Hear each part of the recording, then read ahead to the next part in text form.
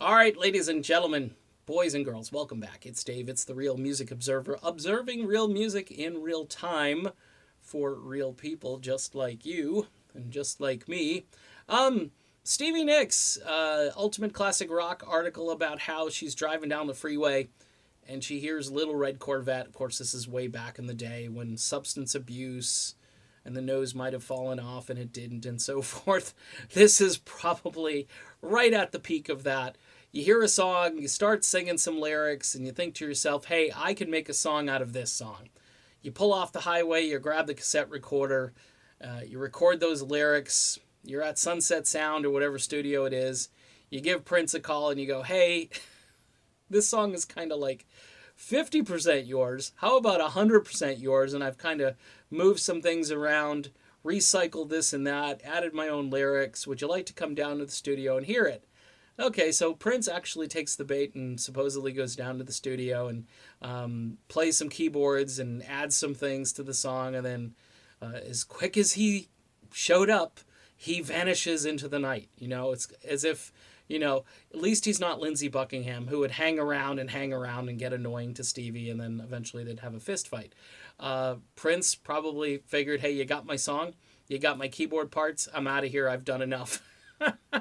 And Stevie is on Ultimate Classic Rock saying, yeah, this is cool. This is how we got Stand Back. And wow, that Prince, he's just amazing. He showed up and then he left, and we pilfered his song, we plagiarized it, and he was cool.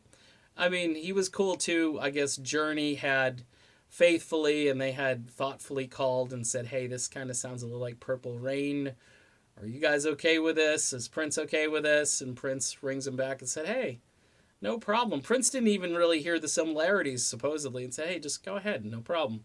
And this happens a lot in rock. I mean, how many lawsuits has Spirit filed against Led Zeppelin's Stairway to Heaven for the song Taurus, which is a little, yeah, it's got some Zepp, but I mean, Zepp took that one little acoustic thing and then just blew it up into this, massive song, which, the Taurus song is just a little instrumental piece. So maybe they should get like 3%, 5% of what Zeppelin's making off of it if they get anything, which probably would be huge for a band like Spirit.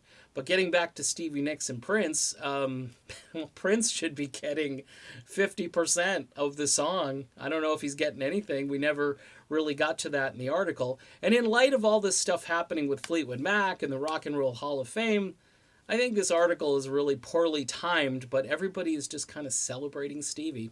And I'm just kind of laughing at the story because I think it's a little hysterical. I think it was probably fueled by maybe a night of chemicals. That's my view on that. And maybe the chemicals helped with the lyrics. And then, it takes a lot of guts to call Prince and basically say, hey, come on down and hear your song recycled because we did this to it and you're going to love it. And he actually shows up.